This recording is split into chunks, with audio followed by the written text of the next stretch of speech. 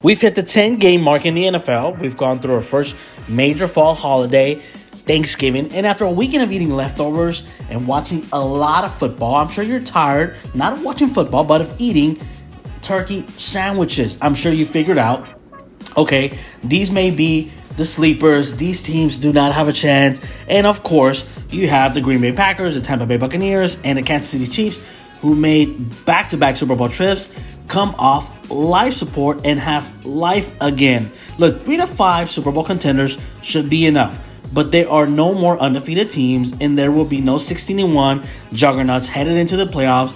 And with all the injuries, young quarterbacks leading teams, I will give you 2 teams from each conference that are Super Bowl sleepers and have a chance at maybe surprising everyone and may end up at the big game in SoFi come February. Okay, so let's begin with the team that people should not sleep on in the NFC West, and that is the San Francisco 49ers.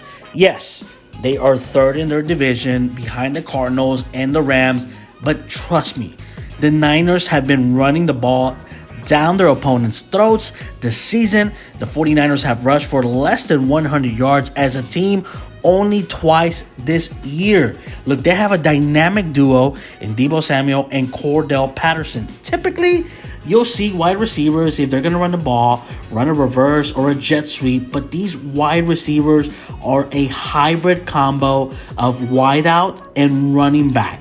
Look, combined, both of these guys are getting at least 20 carries per game. And let's not forget, with a defense that has been on a tear these last 3 weeks and a healthy tight end in George Kittle and the 29th most difficult schedule remaining in the NFL, these Niners can run their way into the Super Bowl the same way they did back in 2019. But what about in the AFC? I'm going to go to the AFC South, and call me crazy, but a team from that division has a shot. And no, it is not the Tennessee Titans, even though they are in first place of the AFC South. Look, the Titans have lost running back Derrick Henry and have a plethora of injuries on defense. I cannot see them making a run for the Super Bowl. But it is the 6-6 Colts who are the sleepers. Look, I get it. Indianapolis is shaky on defense, and with Carson Wentz at quarterback, you are not sure what you're going to get. But after that Week 5 loss to the Baltimore Ravens, the Colts have gone 5-2. Their offensive line is healthy and showing what it can do to some of the best competition in the league.